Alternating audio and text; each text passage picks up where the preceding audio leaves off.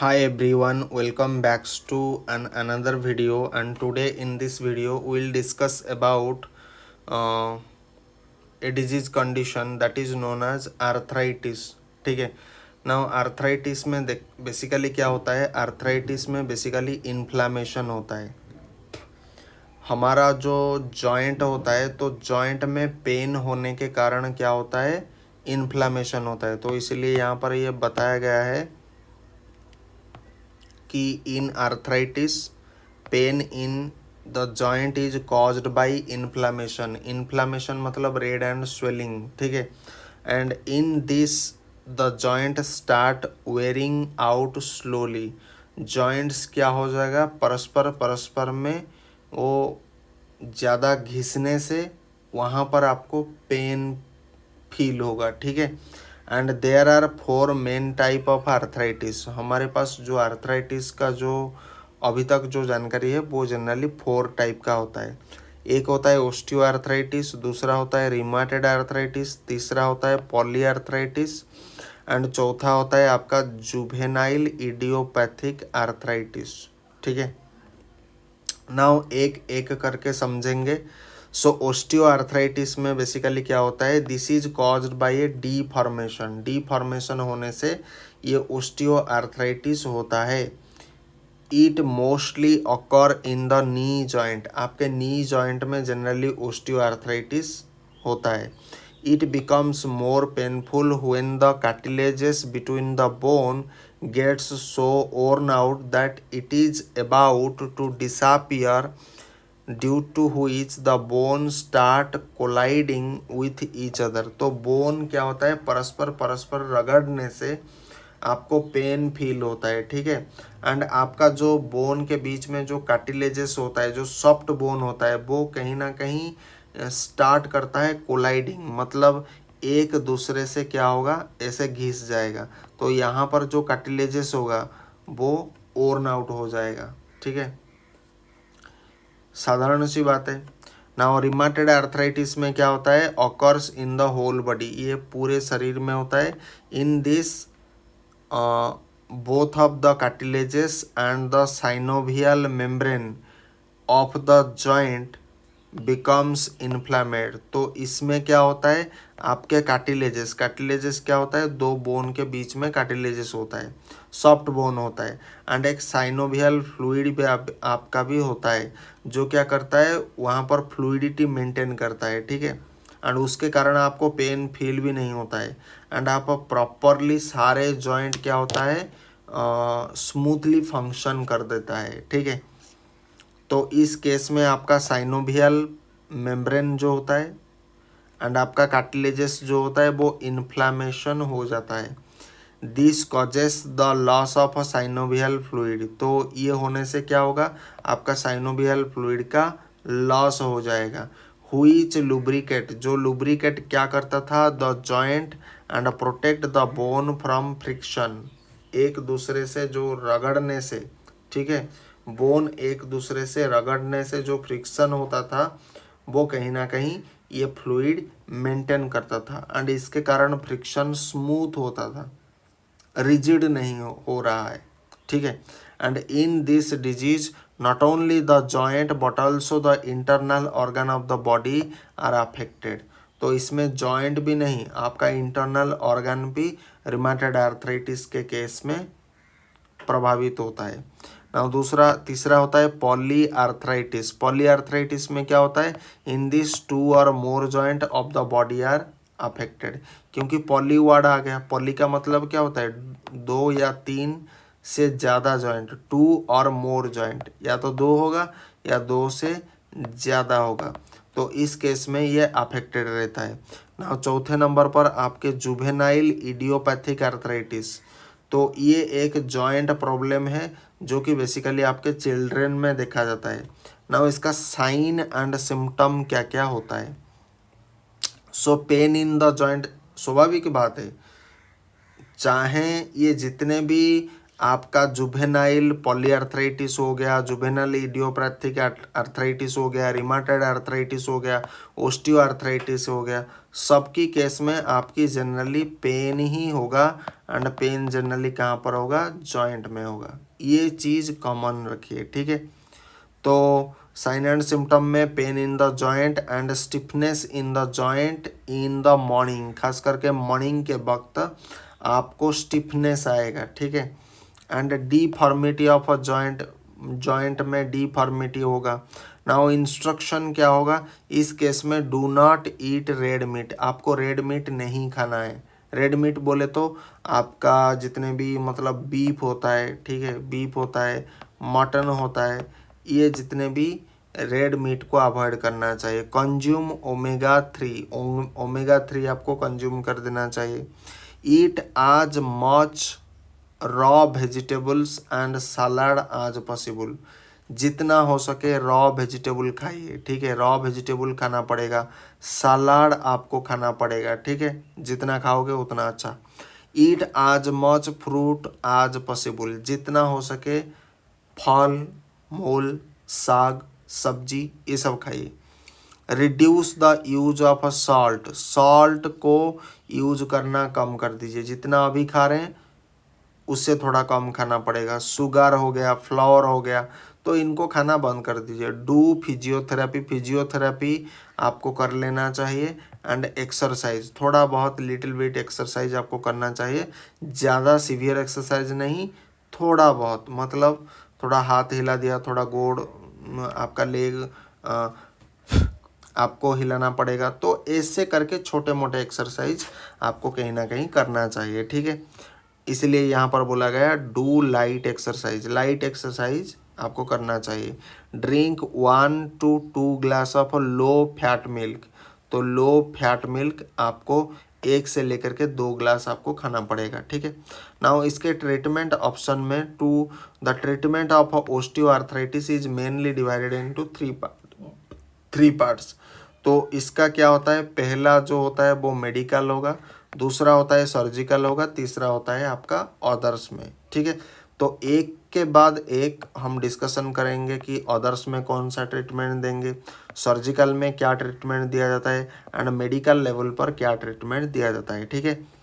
Now पहला medical treatment में हम अगर कवर करेंगे तो हम देखो पेन हो रहा है, आर्थराइटिस, कोई भी आर्थराइटिस हो, कोई भी आपका आर्थराइटिस हो, आर्थराइटिस ITIS आ गया, मतलब इसका मतलब इन्फ्लामेशन होगा। अब भाई इन्फ्लामेशन होगा तो पेन तो जाहिर सी बात होगा, तो पेन होगा तो हमेशा आपके दिमाग में कंसीडर करना चाहिए कि एनाल्जेसिक हमें यहाँ पर देना पड़ेगा। तो एनाल्जेसिक में हम दे रहे हैं टैबलेट डेल्टा के। डेल्टा के में जनरली क्या होता है? डाइक्लोफेनाक सस्टेंड रिलीज 50 mg, हमेशा ये कंपोजिशन को याद, ये डोज को याद रखना, ये क्वांटिटी ऑफ द ड्रग, ठीक है, 50 mg, ठीक है। 1 टैबलेट आपको मॉर्निंग में लेना पड़ेगा एंड इवनिंग में लेना पड़ेगा। ब्रांड नेम आपका कुछ हो सकता है, उससे कुछ फर्क हमें नहीं पड़ेगा, आपको देखना है यहाँ पर सॉल्ट नेम क्या आ रहा है, ठीक है, आपका एक्टिव फार्मास्यूटिकल इंग्रेडिएंट क्या होता है। तो this one is your active pharmaceutical ingredient diclofenac, ठीक है। सो डाइक्लोफेनाक का हम किस फॉर्म में ले रहे हैं? सस्टेंड रिलीज फॉर्म में ले रहे हैं। क्यों ले रहे हैं भाई? आर्थराइटिस का पेन ज़्यादा समय तक रहता है, तो जैसे ही पेन होगा ये धीरे धीरे धीरे धीरे सस्टेंड रिलीज होकर के काम करेगा। तो इसलिए 1 टैबलेट हम ले रहे हैं, मॉर्निंग में ले रहे हैं एंड इवनिंग में ले रहे हैं, करेक्ट। उसके बाद आपको OIN मतलब ऑइंटमेंट, जहाँ पर OIN वर्ड दिखेगा मतलब ऑइंटमेंट, ठीक है। Ointment Voltaren gel for LA, LA का मतलब होता है लोकल अप्लाई, लोकली अप्लाई आपको करना पड़ेगा, मतलब जहाँ आपको दर्द होगा वहाँ पर, ठीक है। तो ऑइंटमेंट में आपका वोल्टारेन जेल ले रहे हैं, जेल की फॉर्म में ले रहे हैं, एंड वो उसमें क्या होता है? डाइक्लोफेनाक होता है, एंड ये जेल फॉर्म में होता है, एंड कितना परसेंट? 1%, ठीक है। तो इसीलिए मैं जितने भी ब्रांड नेम इसको आप भूल जाओ, यहाँ पर क्या कंटेंट इंग्रेडिएंट है एक्टिव फार्मास्यूटिकल इंग्रेडिएंट, इसको सिर्फ पकड़ो, क्योंकि दुनिया में बहुत सारे मतलब लाखों लाख ब्रांड नेम है, तो किसको हम याद करेंगे, असंभव है। ठीक है, 2-4 अच्छे ब्रांड नेम जितने भी मार्केट में चलता है वो याद करो, बाकी को भूल जाओ, क्योंकि बहुत सारे ब्रांड नेम है। हमें जनरली इसी से मतलब है, डाइक्लोफेनाक, एंड उसका कितना परसेंटेज है, 1%। तो उसी तरह से या तो देखो ये यूज हम कर सकते हैं। ठीक है, थोड़ा कॉम्प्लिकेटेड हो गया।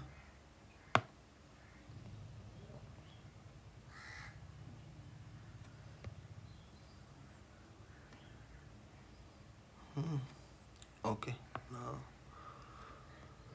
नाउ अब देखो आपका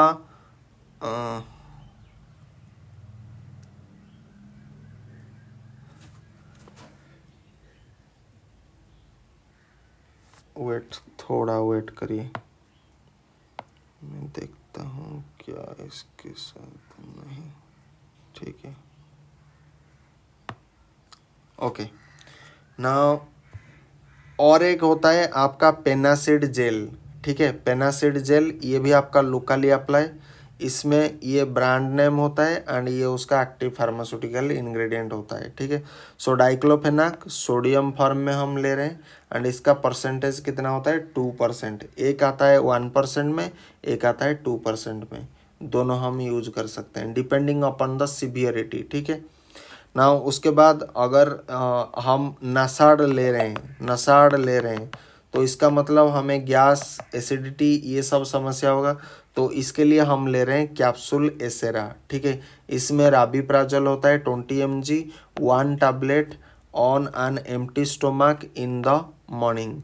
तो इसमें आप जनरली एसेरा ले सकते हो, एसेरा डी ले सकते हो। जनरली मेरे कहने का ये मतलब है कोई भी प्रोटॉन पंप इनहिबिटर कॉम्बिनेशन वाला भी ड्रग यूज़ कर सकते हो। ठीक है, यहाँ पर हालांकि सिंगल मेंशन है, लेकिन आप कॉम्बिनेशन में मान लीजिए इसके साथ अगर डम्पेरिडन आ रहा है तो ये भी आप ले सकते हो, कोई प्रॉब्लम नहीं।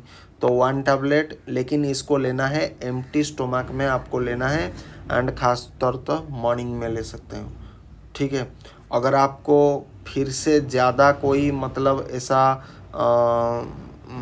एसिडिटी का समस्या अगर आ रहा है, ठीक है, तो आप इसे दिन में 2 बार भी ले सकते हो। ठीक है, लेकिन जनरली एक ही टैबलेट दिया जाता है, ओडी दिया जाता है। ठीक है, अगर आपको ज़्यादा शिकायत हो तो आप 2 भी ले सकते हो, इसमें कोई प्रॉब्लम नहीं। Now if acidity is caused by the pain killer, मैंने बताया था कि एसिडिटी अगर होगा तो पेन किलर के माध्यम से एसिडिटी अगर होगा, and if relief is not obtained with the above treatment, हमने जेल भी लगा लिया, हमने टैबलेट भी खा लिया, तो इसके बाद भी अगर हमारा चीज़ वो सट आउट नहीं होता है, तो उस केस में हम इंजेक्शन की और रुख करेंगे। ठीक है, हमेशा ये चीज़ याद रखो, अगर ओरल रूट में अगर आपका ट्रीटमेंट प्लान काम नहीं कर रहा है तो आपको हमेशा पैरेंट्रल रूट की ओर जाना ही पड़ेगा, ये साधारण सी बात है। ठीक है, नाउ इंजेक्शन इसमें देना पड़ेगा भोबेरान, तो भोबेरान को भूल जाओ, यहाँ पर जनरली क्या एक्टिव फार्मास्यूटिकल इंग्रेडिएंट उसको याद रखो।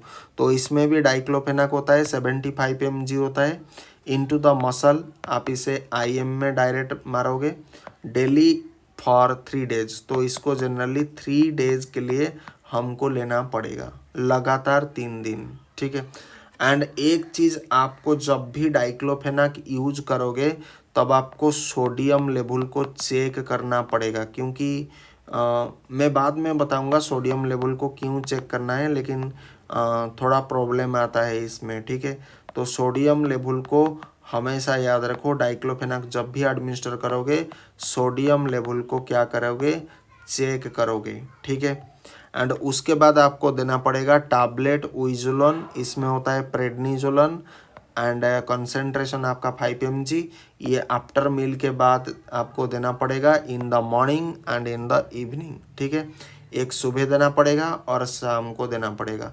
सो ये होता है आपका एक्टिव फार्मास्यूटिकल इंग्रेडिएंट, इसी को आप याद रखना है, इसको अगर भूल भी जाओगे तो कोई प्रॉब्लम नहीं। करेक्ट। नाउ अब हमने इतना ट्रीटमेंट देने के बाद जनरली हमारा ट्रीटमेंट प्लान 1 सप्ताह तक चलेगा। ठीक है, हमने ये प्रेडनिजोलन देंगे 1 सप्ताह तक। एंड ये जितने भी हमने जो भी हमने ट्रीटमेंट दिया है उसको हम क्या करेंगे, 1 सप्ताह बाद उसको हम फर्दर देखेंगे कि पेशेंट की स्थिति अभी क्या है। तो अगर हमें ठीक ठाक लगेगा तो टैबलेट जो विजोलोन जो होता है उसको आपको स्टॉप करना पड़ेगा, क्योंकि स्टेरॉयड का शॉर्ट कोर्स दिया जाता है। ठीक है, तो इसका जनरली शॉर्ट कोर्स जनरली कितना होता है, 5 से लेकर के 10 डेज के भीतर रहता है। ठीक है, तो 1 सप्ताह के बाद आपका जो टैबलेट विजोलोन होगा 5 mg, तो इसको आपको स्टॉप कर देना है। ठीक है, and continue taking the above 2 tablet 1 daily. तो हमारे लिए 2 टैबलेट क्या था, हमारे लिए 2 टैबलेट, पहला वाला टैबलेट था ये हो गया हमारा 1 नंबर का टैबलेट। ठीक है, एंड हमारे लिए जो दूसरे नंबर का जो टैबलेट होगा वो आई थिंक ये होगा, हमारे लिए ये हो जाएगा 1 नंबर का टैबलेट। ठीक है, एंड दूसरा जो टैबलेट होगा वो होगा ये वाला, ये राबिप्राजल वाला। तो ये टैबलेट को आपको क्या करना है, एक एक गोली खाना है 1 सप्ताह के बाद। ठीक है, तो इसमें जनरली हम खा रहे थे कितना, 2 टैबलेट। सो 1 सप्ताह के बाद आप 1 टैबलेट खाओगे। एंड यहाँ पर तो आप एक ही टैबलेट खा रहे हो, तो बाद में भी 1 ही टैबलेट बचेगा। ठीक है, तो और भी इसका मतलब ड्रग है, लेकिन हमने लिमिटेड ड्रग को आज कवर किया, बाकी रिमेनिंग ड्रग को हम अगले सेशन में कवर करेंगे। Till then bye bye, thank you, जय हिंद, वंदे मातरम, थैंक्स फॉर वाचिंग।